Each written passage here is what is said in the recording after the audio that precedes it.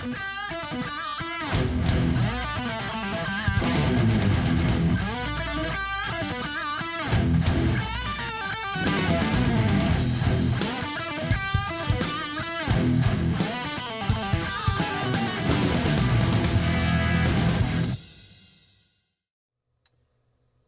let's move on to the next definition. And the next definition is, and I'm looking at it here on my monitor, frame sill.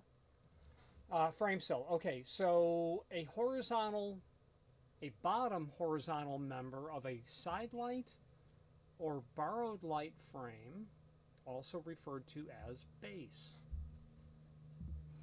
Okay, I've never called the sill a base,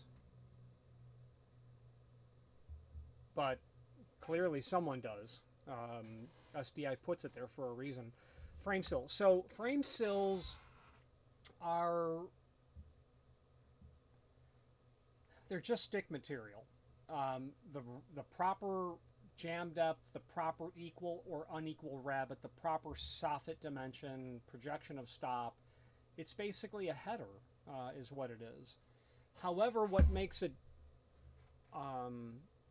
something of note is when you have a side light frame, you're going to have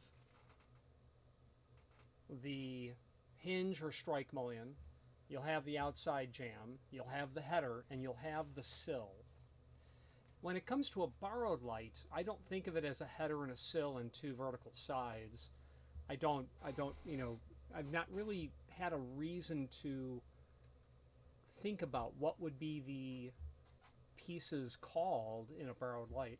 So a sill to me is just inside light work, is what it is. Now, when it comes to sills, it's very unusual that you're going to use a 2-inch face. It's not unheard of. I know that we've done it, but sills are going to be 4-inch faces.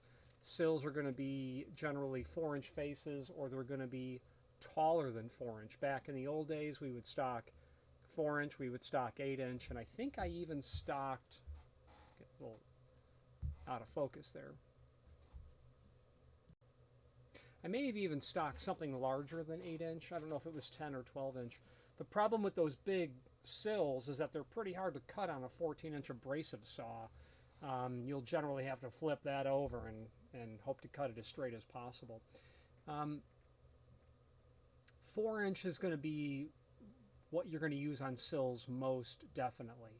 And you might, you know, initially I said to myself, well, who cares if it's 2-inch or 4-inch or 8-inch or whatever dimension? But when you see a side light and it's 2-inch, it does look strange. It does look strange. So that's everything I can say about sill. If you are a distributor, if you're a shop, you're going to want to keep stick material. When it comes to sill section, you're definitely going to want to have 4-inch, maybe even something taller, because 8-inch is not unheard of.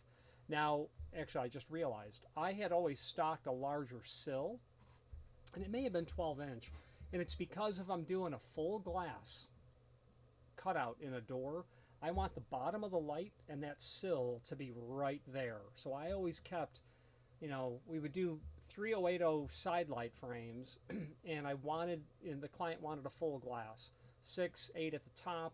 I want to do about 12 at the bottom, but I want the sill, meaning I want to look in elevation, and I want where the glass stops on the door to be where the glass stops in the side light frame.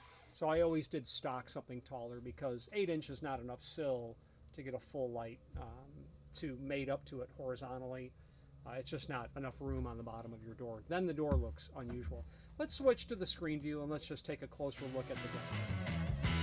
If you are enjoying this video, please click thumbs up or like, and also please consider subscribing to our channel. Let's move on to the rest of the video. Okay, frame sill, the bottom horizontal member of a side light or borrowed light frame, also referred to as base. Speaking of base,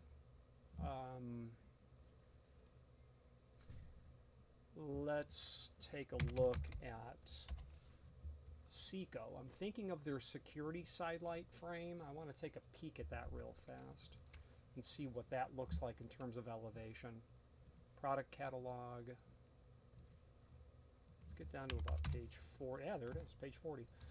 Okay, so this is what Seco calls a security side light, and where I know that these are used because I've got a customer that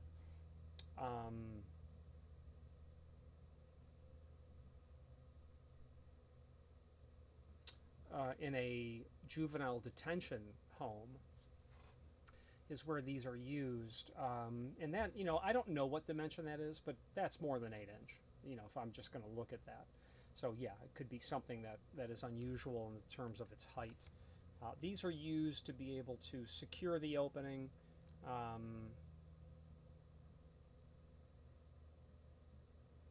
and to allow that to be completely shut off. But it also potentially allows egress or ingress as well. Classrooms, post offices, government facilities, airports. Yeah. Okay, so privacy side light. Now here's an example where they've got a 2-inch sill. Not awful. You can, you know, let's just assume that those are the same dimension. That looks nice. But I think when you're seeing a 2-inch sill is when someone wants the look of aluminum frames. You want a more narrow face dimension everywhere. Okay. Now when it comes to side lights, barred lights, fabrication, right here, Seco calls it a base. That's where that's coming from.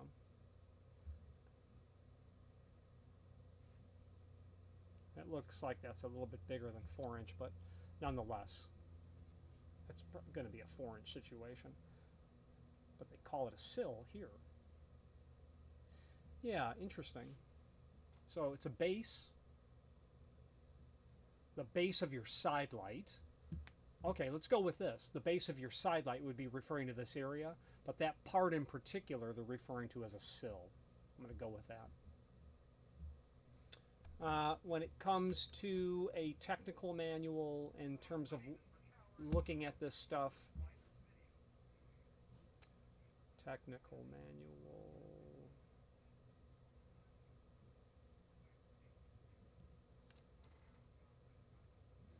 All right, let's look.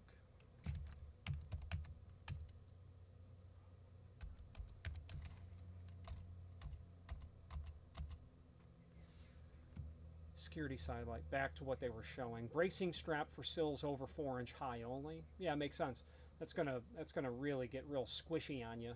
You could be able to flex that when it's taller than 4-inch. I would say that that's more like a borrowed light because that face dimension looks the same. Okay. Okay, so just to put a knot in the end of this rope, just see if the technical manual has any other reference. Same reference to side light.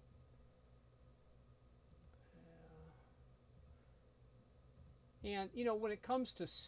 Okay, well, here's... What is this? V6. Okay, they're talking about welding. Here's what they're talking about. The V6 is a reference to weld. Yeah, so, you know, we've seen the idea of different sill heights. So at the end of the day, 4-inch is common, but it can be anything. 4-inch is the most common, but I always did like keeping that bigger one just for that full light reason I had mentioned. And when you're dealing with sills and side lights, you're always going to want to you're never going to want to forget the mullion anchor. Without the mullion anchor, there's going to be no way to secure that. You can have a floor anchor here, but you need the mullion anchor right here to keep that all in place. And there are even times if it's wide enough that you're going to have a base anchor in there as well. There's that term. Okay, awesome. Thank you. Let's go on to the next definition, which for us is going to be frame profile welded. Let's do it. Thank you for watching, and if you've enjoyed this video, please click thumbs up. Please subscribe and maybe even send the video to someone that you know. Thank you.